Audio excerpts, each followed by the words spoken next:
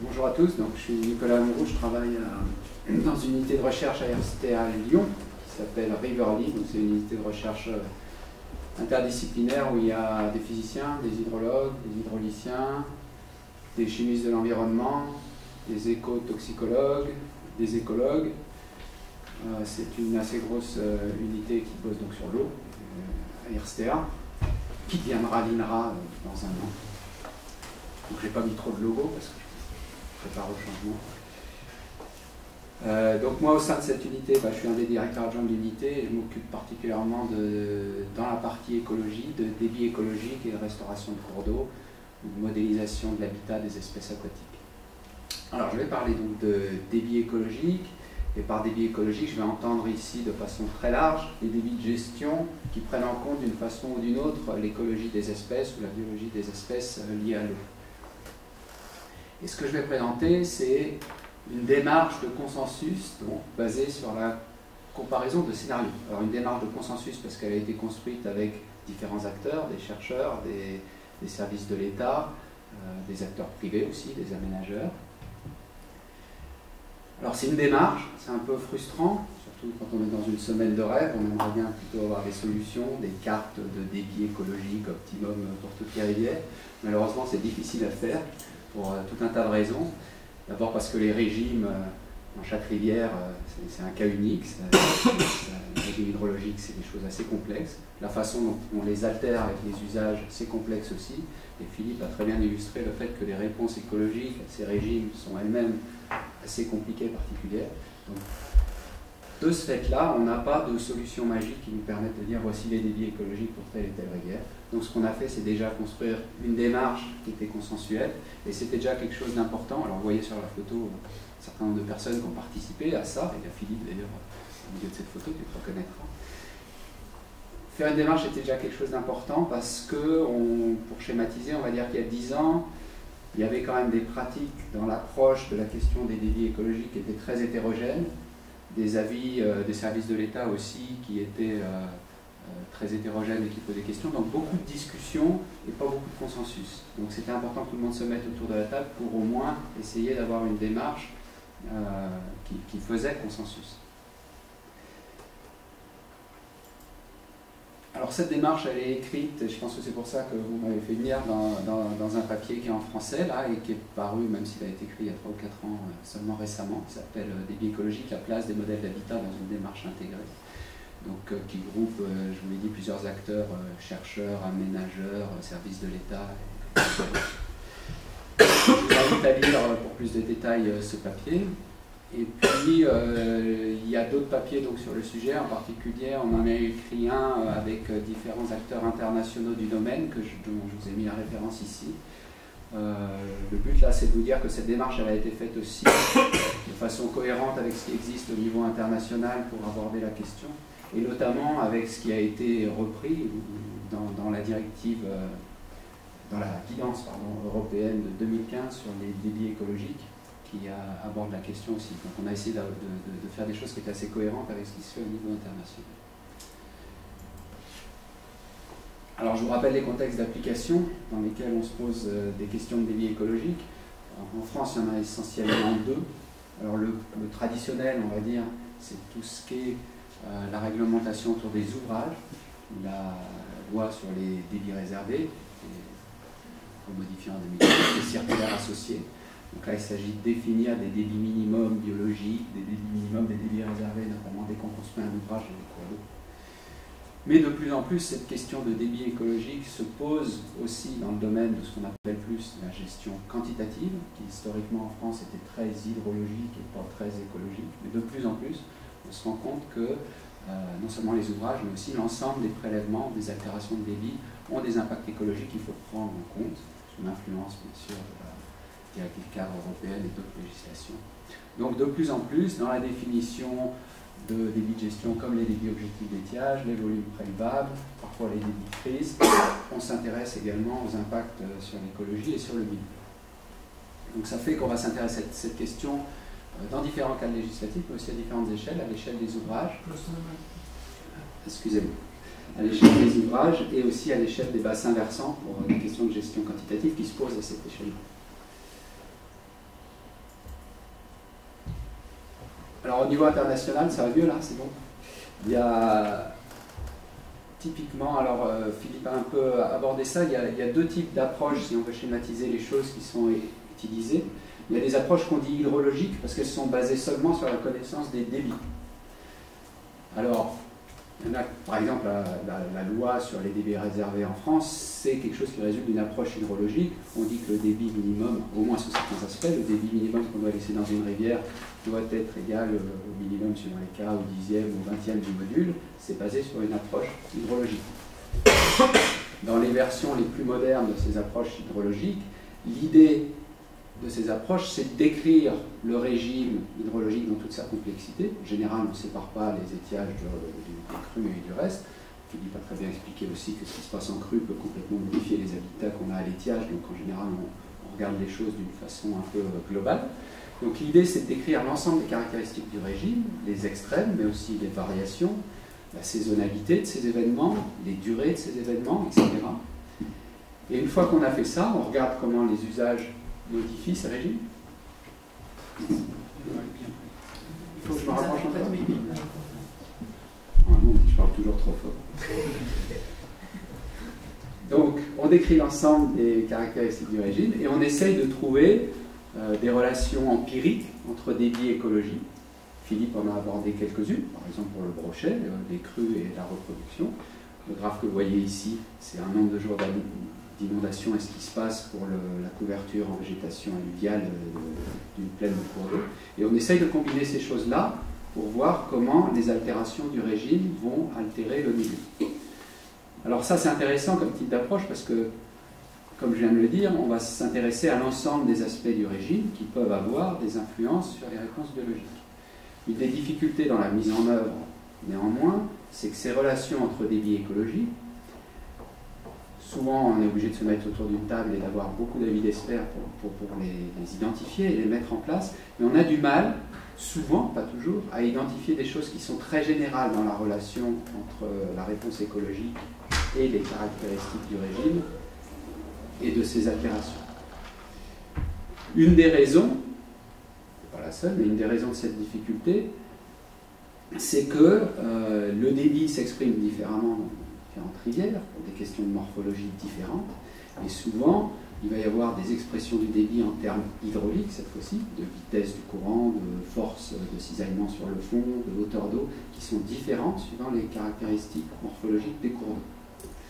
Alors un autre type d'approche, justement, qui a été pas mal utilisé, c'est les approches qu'on dit basées sur l'hydraulique ou sur les habitats hydrauliques, qui consistent à essayer de prendre en compte ces caractéristiques hydrauliques dans la définition des débits écologiques. La plupart de ces approches s'intéressent, par exemple, aux exigences hydrauliques des espèces, à leurs préférences en termes de vitesse, de hauteur d'eau, qu'on relie en général ou qu'on interprète en général par des besoins en termes de nutrition ou de niche écologique, etc. Et l'idée de ces approches, c'est de coupler une description hydraulique de la rivière, alors c'est tout de suite plus compliqué, on n'a pas que les débits, il faut aussi décrire les vitesses, les hauteurs, les forces sur le fond, etc., avec ce qu'on a en termes de connaissance des exigences des espèces. Donc c'est des approches qui traditionnellement sont un peu plus compliquées, et puis qui aussi se sont intéressées plus au débit bas à moyen, aux étiages, au comportement des espèces et à leurs exigences pendant les débits plutôt bas. Néanmoins, et je vais en dire quelques mots, on a des éléments qui indiquent que prendre en compte les caractéristiques hydrauliques des rivières, c'est assez intéressant, parce que là, on a identifié des lois assez générales de réponse des espèces aux caractéristiques hydrauliques des rivières. Donc en montrant ça, on voit bien l'intérêt de combiner ces deux types d'approches, et c'est ce qu'on a essayé de faire dans la démarche qu'on a définie en France, et puis c'est ce qui se fait aussi au niveau international, c'est-à-dire on sent bien que pour aborder la question des débits écologiques, il va falloir s'intéresser à l'ensemble des caractéristiques du régime, et puis, si possible, prendre en compte quelques caractéristiques liées à l'hydraulique ou aux exigences des espèces pour avoir des approches un peu plus solides en termes de validation biologique. Alors je vais commencer par quelques éléments. C'est bon. Je vais commencer par quelques éléments sur les réponses des espèces à l'hydraulique. Donc je vais vous montrer ça par l'exemple. Ce que vous avez ici dans ces carrés, chaque carré c'est une rivière, et on s'intéresse à savoir comment la densité d'une espèce de poisson, ici celle que vous voyez à gauche, donc l'axe Y, vous avez des densités, répond à la vitesse du courant, et c'est ce que vous avez sur l'axe des X. Donc typiquement, ce type de modèle s'est fait en allant pêcher ou échantillonner différents points dans une rivière, et vous vous rendrez compte ici que dans les 25 rivières que vous avez ici, l'espèce de poisson que vous avez à gauche a tendance à utiliser, en termes d'abondance, des vitesses très fortes. Cette espèce-là, c'est une espèce diadrome, ça n'empêche pas d'avoir des... c'est-à-dire qui croît en mer et qui se reproduit en rivière, pour celle-là, et qui habite en Nouvelle-Zélande, qui s'appelle le torrentfish. Et vous voyez que dans toutes les rivières de Nouvelle-Zélande, elle a tendance à utiliser des vitesses très fortes. On la trouve beaucoup plus abondante dans des vitesses de l'ordre de 1 mètre seconde que dans des vitesses plus faibles. Alors pour cette espèce-là, c'est assez facile. Ça se répète dans toutes les rivières. On n'a pas trop de problème à dire « Ah ben là, j'ai quelque chose de très général dans les exigences écologiques de cette espèce, même si j'en connais pas les détails. Et je vais pouvoir utiliser cette information pour avoir des débits qui permettent d'avoir ce type de vitesse exigée par l'espèce. » Alors, ce n'est pas toujours le cas, bien évidemment. Il y a des espèces pour lesquelles c'est plus compliqué. Mais cela dit, on a maintenant du recul sur les préférences hydrauliques des espèces pour des dizaines d'espèces de poissons et probablement des centaines de taxons invertébrés. Et ce qu'on peut dire, c'est qu'il y a une grosse majorité des espèces qui ont des réponses assez fortes aux conditions hydrauliques, avec des changements d'abondance qui sont très forts. Et que, par ailleurs, même si ce n'est pas toujours le cas, 2 fois sur 3, si vous construisez votre modèle de préférence sur un groupe de rivières, vous pouvez le transposer sur un autre groupe de rivières. Donc il y a un certain degré de transférabilité des réponses des espèces à l'hydraulique, même si ce que je vous dis là, c'est une moyenne, c'est-à-dire que ce n'est pas vrai pour toutes les espèces, vous trouverez toujours tout un tas d'exceptions, mais au moins on connaît pour les différentes espèces le degré de transférabilité de ces comportements. Donc ça, c'est une des premières raisons pour lesquelles c'est intéressant d'intégrer aussi des aspects hydrauliques dans la démarche. Une deuxième raison, c'est qu'on a aussi eu des validations biologiques dans le temps de réponse des communautés aquatiques à des modifications hydrauliques des habitats. L'exemple que je vous montre ici concerne le Rhône. Sur le Rhône, on a eu un retour d'expérience de restauration dans les dernières décennies qui est assez intéressant. Je vais vous en dire juste quelques mots ici. Ce que je vais dire d'abord, c'est que c'est assez rare d'avoir des retours d'expérience de modification de régime, suivi des peuplements, et puis 10-20 ans derrière, avoir une idée sur l'efficacité de ces modifications de régime. C'est très général, c'est lié aux difficultés des retours d'expérience de restauration, c'est lié aussi à la longévité de la plupart des espèces que vous avez ici. Il y a certains poissons qui vivent pendant plus de 20 ans, donc quand vous avez besoin d'un retour d'expérience solide, il faut tout équiper, puis il faut tout équiper longtemps. Alors sur le Rhône, on avait de la chance. Tout est équipé depuis longtemps, il y a des suivis écologiques de long terme qui ont été mis en place. Et puis il y a eu, depuis les années 2000, des opérations de restauration des débits à l'aval des barrages du Rhône, 9 je crois. Vous savez qu'il y a beaucoup de barrages sur le Rhône, ça produit le quart de l'hydroélectricité française. Et il y a eu une augmentation des débits minimums très notable, parfois jusqu'à des facteurs allant jusqu'à 10 à l'aval de ces barrages. Et on a suivi les peuplements pendant parfois plus de 30 ans avant et après ces changements de débit, et on a donc un retour d'expérience pour savoir si on est capable de prédire les changements de structure ou la trajectoire écologique de ces sites. Alors vous avez ici quelques photos de sites où les débits ont été modifiés, et sur la diapo d'après, vous voyez, alors c'est pas très joli, mais je vais vous raconter ce que c'est, ce sont des validations biologiques de prédictions faites des changements d'abondance attendus pour les différentes espèces. Donc ça, c'est sur l'axe des X. On a appliqué nos modèles avant la restauration et puis on essaye de voir si, connaissant les exigences hydrauliques des espèces, on arrive à prédire les changements d'abondance. Et puis ce que vous avez sur l'axe des Y, c'est des observations, c'est-à-dire comment effectivement les abondances des espèces ont été modifiées après la modification des débits réservés dans ce type de système. Et alors on voit 2 choses intéressantes, c'est-à-dire, alors chaque carré ici est un barrage différent du Rhône. La première chose qu'on voit, c'est qu'il y a un lien entre les prédictions et les observations, donc ce qui est rassurant, on ne dit pas que des bêtises avec ces modèles. La deuxième chose intéressante qu'on voit, je ne vais pas le détailler, mais c'est que suivant les barrages, ce ne sont pas les mêmes espèces qui vont répondre, et on voit là l'intérêt de travailler sur des réponses aux vitesses du courant, à la hauteur d'eau, à l'hydraulique. Parce que ce qui se passait en termes de débit, c'est la même chose sur ces barrages, une augmentation des débits minimum, mais comme les caractéristiques hydrauliques sont différentes, ce ne sont pas les mêmes espèces qui vont réagir sous les différents ouvrages. Troisième chose intéressante qu'on voit et qu'on va retenir pour notre démarche, c'est que ce qu'on arrive bien à prédire ici, c'est l'effet d'un changement de débit, d'une modification de ces débits. C'est difficile au niveau scientifique de dire, Philippe l'a abordé, ça va mal se passer à partir d'un débit de 2,58 mètres secondes.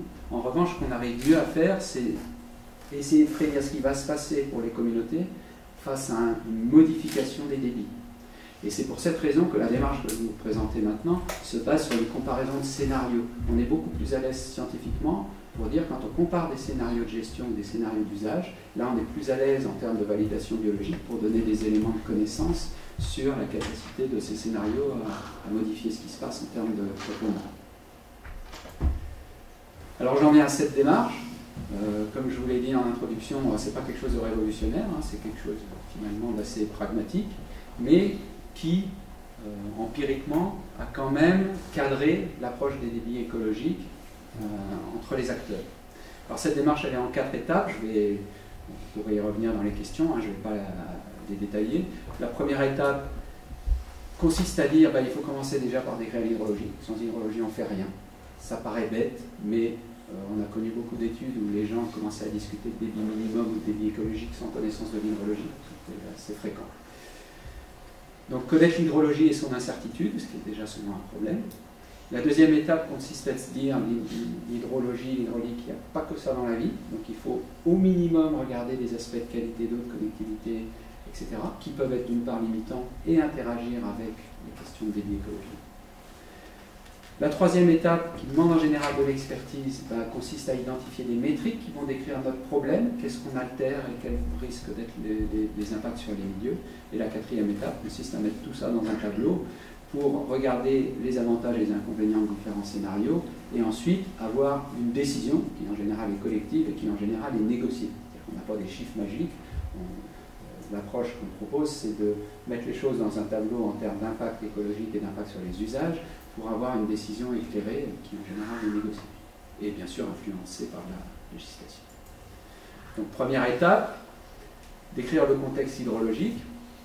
Alors ça se fait, l'exemple que vous voyez ici est un vrai exemple, c'est l'exemple qu'on utilise pour les formations au niveau national sur le sujet, c'est un affluent de la Saône qui s'appelle la ZERC.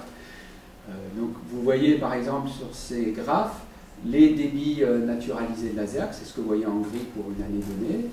Et ici, ce sont les débits classeurs. Je ne sais pas si vous connaissez ça, c'est les débits qui sont dépassés ici 10 jours par an, ça doit être un débit de l'ordre de 200 litres secondes. Et puis vous voyez ici les débits qui sont dépassés 350 jours par an, c'est les bas débits qui sont dépassés 350 jours par an, c'est les débits de l'ordre de 200 litres secondes sur cette rivière. Et ici, les débits qui sont dépassés 10 jours par an qui vont avoisiner les 10 mètres cubes secondes, c'est-à-dire les fortes crues. Donc c'est une façon de représenter les débits afin de voir leur fréquence, le nombre de jours par an en moyenne où ils apparaissent. C'est en général des outils intéressants pour regarder ce qui se passe avec les usages. Et ce que vous voyez en noir ou en rouge, c'est ce qui se passe pour un usage donné. Alors sur cet exercice-là, c'est une microcentrale fictive, mais qu'on construirait sur cette rivière. Et vous voyez que si on construit une microcentrale et qu'on propose une gestion des débits minimums, un débit d'équipement donné, on va altérer donc les débits de cette rivière pour avoir finalement des débits sous influence qui sont les courbes noires ou les courbes rouges.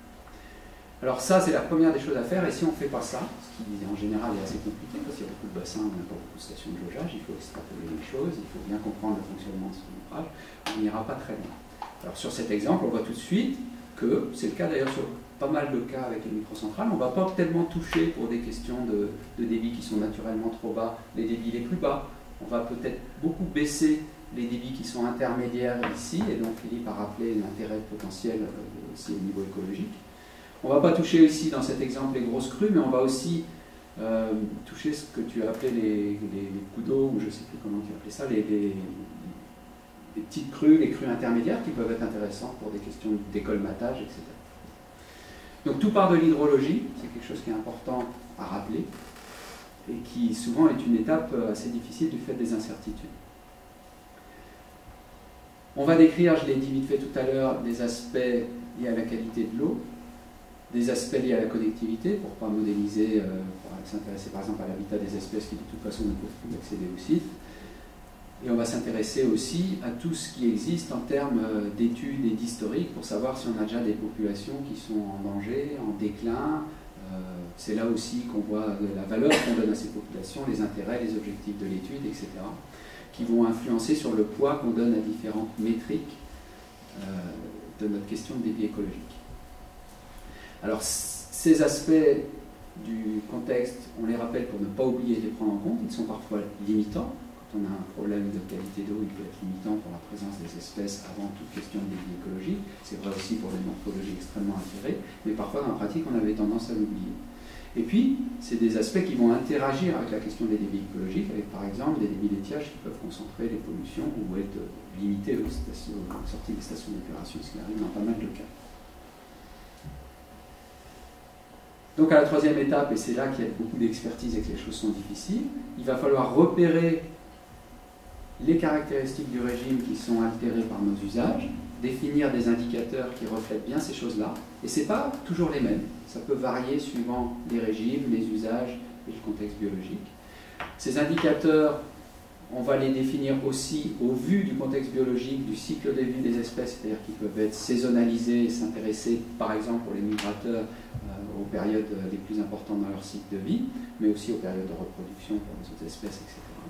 Donc, dans notre cas tout à l'heure où on altérait pas mal les débits intermédiaires, on va par exemple s'intéresser à ce qui se passe sur un débit qu'on va appeler le débit Q80, qui est dépassé entre guillemets 10 mois sur 12, c'est-à-dire des étiages assez fréquents que notre usage va modifier. À ce moment-là, on va s'intéresser à voir peut-être comment l'habitat des espèces en place va être modifié à ce moment-là. Mais on va pouvoir s'intéresser aussi à des aspects qui sont plus hydrologiques. Par exemple, si on identifie un débit qui est important pour la mise en mouvement des fines et le décolmatage de la rivière, on va s'intéresser par exemple à la fréquence suivant les scénarios de gestion de ce débit-là pour caractériser les impacts de notre aménagement sur ces aspects.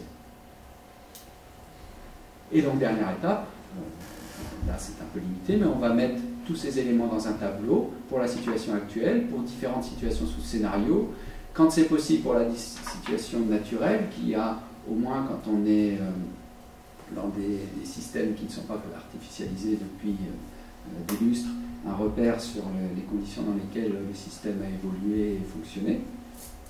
Et puis c'est en comparaison ces scénarios et nos indicateurs qu'on va prendre des décisions, avec forcément de la négociation et de l'expertise.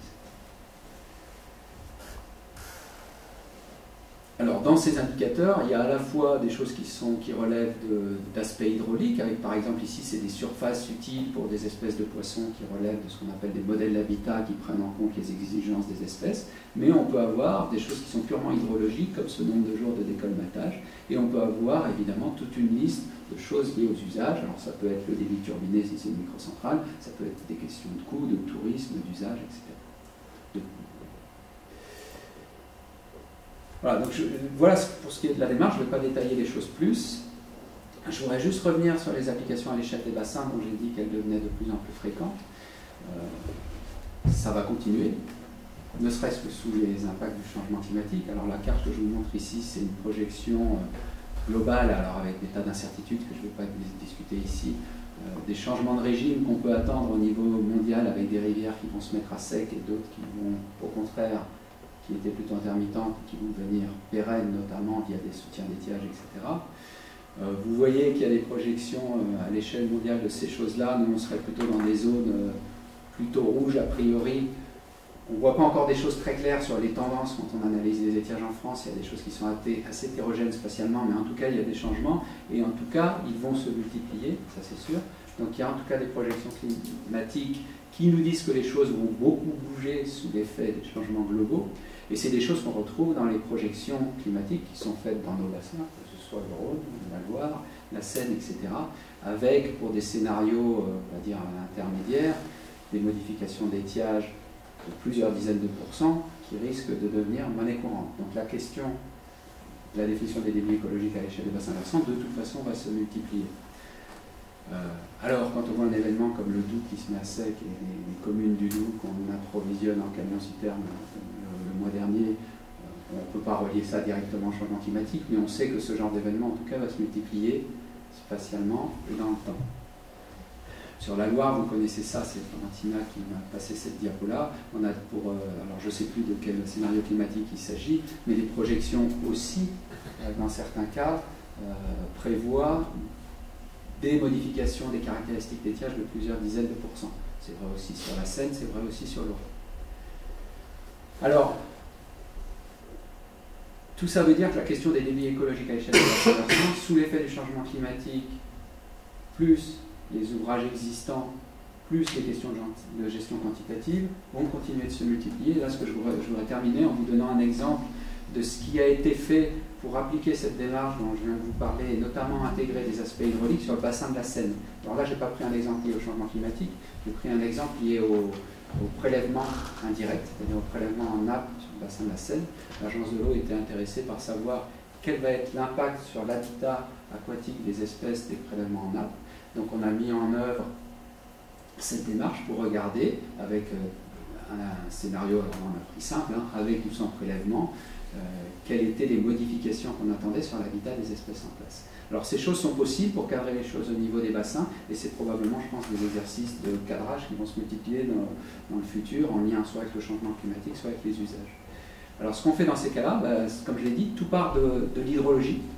Alors sur la Seine, mais c'est vrai aussi, je crois, sur la Loire, on a de la chance, on a un modèle hydrologique du bassin, avec les interactions nappe-rivière qui permettent de nous dire, voilà quelle va être, alors je suis désolé, ces cartes ne sont pas détaillées ici, mais on peut cartographier l'impact sur les débits d'étiage. Ici, c'est le débit dépassé, en dessous duquel on est 3 semaines par an, donc c'est un étiage un peu fréquent, au Q95. Quel va être l'impact sur les caractéristiques, quel est l'impact sur les caractéristiques d'étiage des prélèvements en nappe dans le bassin de la Seine? À partir de là, on s'intéresse aussi au contexte, c'est-à-dire qu'on se dit, on va regarder ce que ça fait aussi en fonction des espèces en place. Donc on a utilisé aussi des modèles de distribution des espèces aquatiques, essentiellement des poissons, pour contextualiser un petit peu les effets écologiques de cet impact hydrologique, avec des espèces qui sont plus ou moins sensibles. Par exemple, si vous avez de l'ombre ou des espèces d'eau courante comme le barbeau dans certains cours d'eau, ça risque d'être plus sensible que dans des cours d'eau où il n'y a pas ce type d'espèces.